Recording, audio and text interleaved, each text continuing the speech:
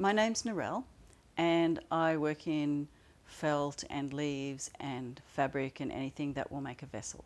We have behind our place, there's a football ground with big tall gum trees and paper barks. And I will just go and wander and talk and think and go, oh, that would work, and oh, I need that. I actually do bring stuff home from there because they're beautiful.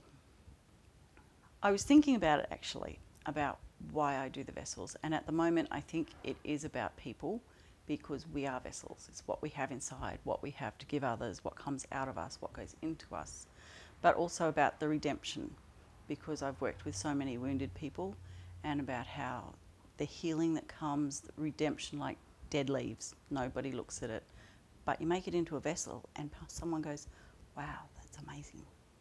About 3 years ago, when I went and did a short day thing on basket weaving, and I had before that, I studied textiles and started to realise I loved going back to textiles. I've been doing so much flat work. The day I did the baskets, it was just amazing. These grasses with little seeds on them and that. And I went home and I started making baskets with different things. And I thought, oh, I could make it with fabrics. And then we moved to Melbourne and I saw these leaves. We have this garden full of leaves and things. And I'm like, oh, how can I use those? So I made a basket from a clump of weeds with leaves wrapped in it. And then started looking at the dead leaves. Well, how do I shape them? And so I think I've just been looking at things and how do I shape them and how do I tell story and draw people in with that.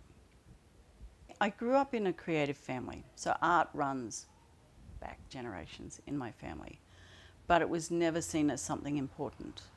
It's only actually been since meeting my husband that I've realised it's not just for a job, it's something important. And then I was working with pregnant teens over in England and I saw the difference in their eyes when you started doing something creative, and it just changed it. And I realised that art has a power.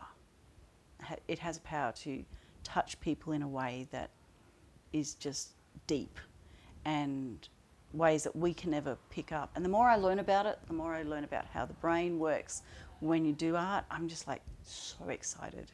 And I want to see how I can do something that makes people think. The encouragement I have is to don't get scared, just play. And start with a piece of paper, coloured pencils, whatever, or pick up a piece of wool and play. The play is the important part. Don't worry about technique. If you play, you learn what you really like. I love the idea of Kapi Art Space. And when I heard about it, I was telling one of my friends about the whole vision for Kapi Art Space, and she said, oh, you should put your vessels in there. And I went, oh, I don't know if it's time yet.